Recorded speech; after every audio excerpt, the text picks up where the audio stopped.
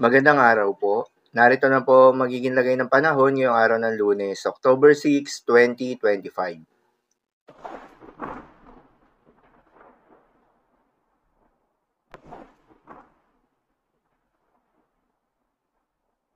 Sa kasalukuyan na tayong sa pag-asa, Intertropical Convergence Zone o ITCZ o yung banggaan ng hangin mula Northern at Southern Hemisphere ang nakakaapekto ngayon sa may Southern Mindanao.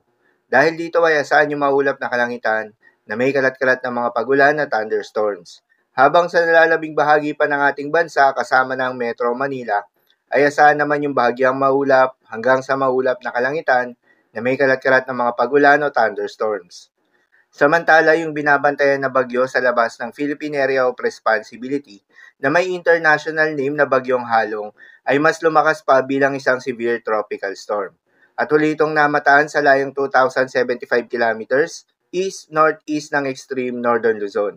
Taglay ang lakas ng hangin na umaabot sa 100 kilometers per hour malapit sa gitna at pagbugso na umaabot sa 125 kilometers per hour. Kumikilos pa northwestward sa bilis na 10 kilometers per hour. Ang nasabing bagyo ay bahagyang bumaba yung tsansa na makapasok ng Philippine Area of Responsibility. Pero kung sakaling makapasok ito, asahan na nasa may northeastern boundary lamang ito ng Philippine Area of Responsibility at bibigyan ito ng local name na Kidan. Makapasok man o hindi ng Philippine Area of Responsibility ay hindi naman ito nakikita na makakaapekto sa ating bansa.